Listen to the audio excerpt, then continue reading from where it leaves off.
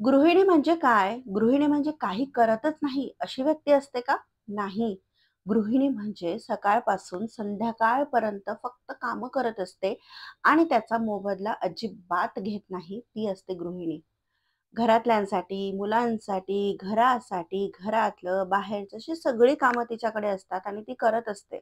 आणि याचा तिला ₹1 सुद्धा मिळत नाही किंवा ती सुद्धा मागत नाही.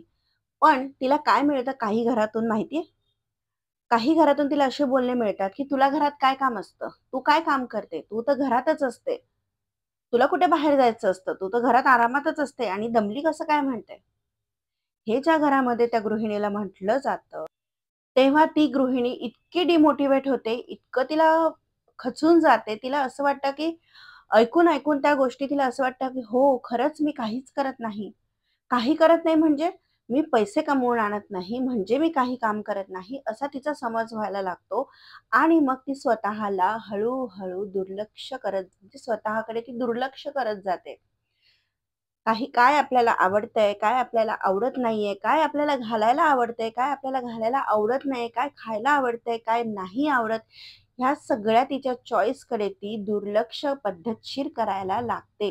कारण जे बोलणे असतात ना, ते कुठेतरी तिच्या मनात टोचलेले असतात, मनात राहिलेले असतात आणि त्यामुळे तिला खरोखर असं वाटायला लागतं, की मी काहीच करत नाही.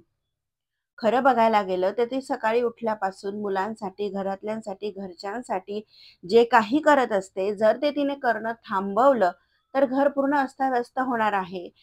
कोणाला काय वेळेवर पाहिजे आहे ते वेळेवर मिळणार नाही. किती पण तुम्ही कामाला मेड लावा, किती पण तुम्ही कामं तुमची सिस्टमॅटिक करायचा प्रयत्न करा, पण एका स्त्रीचा जो घरात हात असतो, तिने घरावर हात फिरवल्याशिवाय ते घर नीटच होत नाही. हे जेव्हा कळेल तेव्हाच कदाचित हे बोलणं थांबेल. पण ते थांबेल तेव्हा थांबेल. पण मैत्रिणींनो, तुम्हाला सांगू का, तुमच्यापैकी जर कोणी असा विचार करत असेल, की मला काय, मी तर घरातच असते, मला काहीच कामं नसतात. हे समोरच्याचं ऐकून जर तुम्ही म्हणजे तुम्हाला पण वाटायला लागलेलं असेल, की हो खरंचच मी काहीच काम करत नाही, मी तर घरातच असते. तर हा गैरसमज तुम्ही आत्ताच मनातून काढून टाका. कारण तुम्हीच जर असं मानलं तर काय म्हणजे समोरचा तर बोलणारच आहे. प्लस तुम्ही पण स्वतःला अजून डिमोटिव्हेट करताय. स्वतःला तुम्ही कमी लेखतायत म्हटल्यावर तुम्ही आनंदी राहू शकाल का? याचा थोडासा विचार करा. कारण जसं-जसं आपलं वय वाढतं, जसं-जसं आपण 35शी-40शी पण त्याच्यापुढे क्रॉस करतो, तेव्हा मग आपल्याला वाटत जातं, की मला आयुष्यात काय करायचं होतं आणि मी ते काहीच केलेलं नाहीये, असं वाटतं आणि आपल्या मनामध्ये येतो तो गिल्ट. तो तसा येऊ नये म्हणून आत्ता तुम्ही ज्याही एज ग्रुपमध्ये असाल आणि असं जर तुमच्या मनामध्ये असेल, की मी काहीच काम करत नाहीये किंवा तुम्ही स्वतःला डिमोटिव्हेट करून घेतलेलं असेल, तर ते आत्ताच ती सवय कमी करायच्या मार्गावर लागा आणि स्वतःच्या मनाला समजवा, की मी घरात आहे, मी घरातलं काम करते, मी सर्व करते आणि मी करते. मी काम करते माझ्या कुटुंबासाठी, माझ्या स्वतःसाठी, माझ्या मुलांसाठी काम करते आणि ह्याच्यातलं जे स्वतःसाठी करते ना, ते नक्की तुम्ही स्वतःसाठी काहीतरी करा. तुमचा काहीतरी छंद असेलच. प्रत्येक व्यक्तीचा काही ना काहीतरी छंद हा असतोच. मग कोणाला ड्रॉइंग आवडत असेल, पेंटिंग, स्केच म्हणजे प्लांटेशन बरेचसे काही छंद असतात. ते आवडत असतील तर ते करा. त्याच्यावर जे तुम्ही छंद मनाच्या कोपऱ्यामध्ये कुठेतरी ठेवलेले आहे, ज्याच्यावर पूर्ण धूळ आहे, ती झटका आणि तुमच्या रोजच्या घरातल्या कामांसोबत त्याला पण थोडासा वेळ द्या. ह्यामुळे काय होणार आहे माहिती आहे का? जर असं तुम्हाला तुमच्या रोजच्या रुटीनमधून ब्रेक मिळणार आहे, म्हणजे रोजचं रुटीन तर आहेच. पण त्या व्यतिरिक्त तुम्ही जसं तुमच्या हॉबीला वेळ दिला, तुम्हाला काय आवडतं त्या गोष्टीसाठी तुम्ही वेळ दिला, तर काय होणार आहे माहिती आहे का? तुम्ही मोटिव्हेट राहाल, तुम्ही उत्साही राहाल, तुम्ही आनंदी राहाल आणि रोजचीच कामं असतील, पण ती तुम्हाला कदाचित बोरिंग वाटत असतील, ती बोरिंग वाटणार नाही.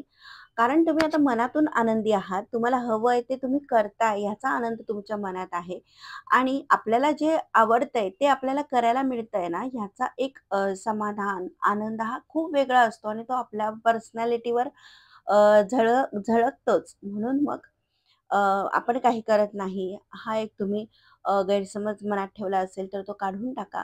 तुमच्या हॉबीजला वेळ द्या. तुमची सेल्फ केअर करा. कारण आपण गृहिणी म्हटलं, की पद्धतशीरपणे स्वतःकडे दुर्लक्ष करतो. मग स्वतःला पॅम्पर करायला शिका.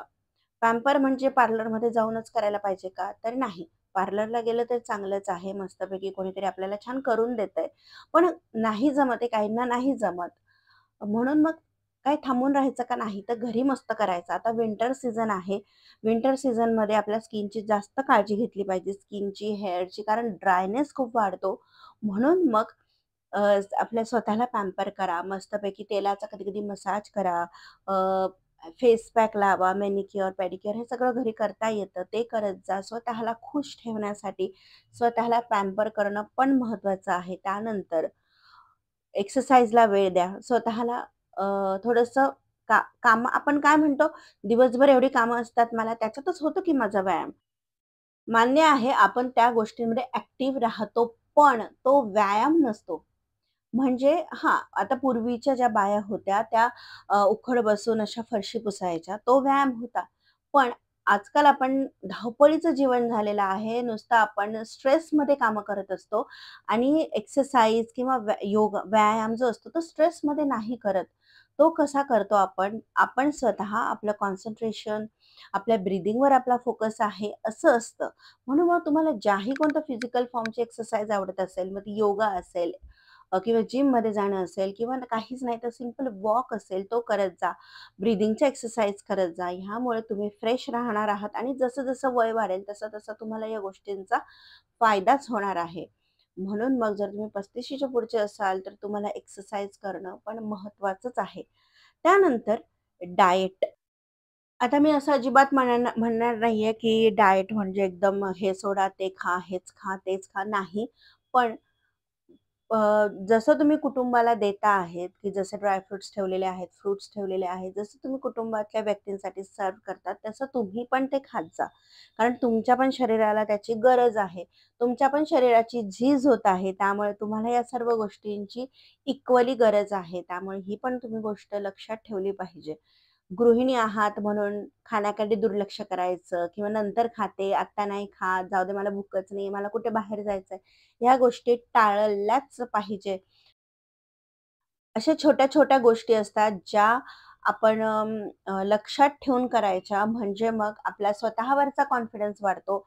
स्वतःवर आपण प्रेम करायला शिकतो आणि जे मैत्रिणींनो तुमच्यापैकी कोणाला वाटत असेल ना, की गृहिणी म्हणून आपण काहीच करत नाहीये, काहीच आपण कमवत नाही म्हणजे काहीच करत नाही, तर ते हळू आपल्यामधून कमी होत जाईल आणि आपला स्वतःचा कॉन्फिडन्स मेंटेन राहील. आपली पर्सनॅलिटी चांगली होईल. आपण नेहमी प्रेझेंटेबल राहू. समोरच्यासाठी तर नाही, पण स्वतःसाठी पहिले राहू. काय मग ज्यांना कोणाला वाटत असेल, की मी गृहिणी म्हणून काहीच करत नाही किंवा कोणी ऐकवलं असेल, तर ते लगेच अपसेट होत असतील, स्वतःवर ते लादून घेत असतील, तर तो आत्ताच काढून टाका. कारण आपण खूप काही करतो आपल्या कुटुंबासाठी. फक्त स्वतःसाठी करत नाही, तेवढं करत जा. आणि जर तुम्हाला चॅनलवरचे व्हिडिओ आवडत असतील, तर व्हिडिओ बघितल्यावर व्हिडिओला लाईक, शेअर, कॉमेंट आणि चॅनलला सबस्क्राईब नक्की करा. पुन्हा भेटूयात नवीन एका अशाच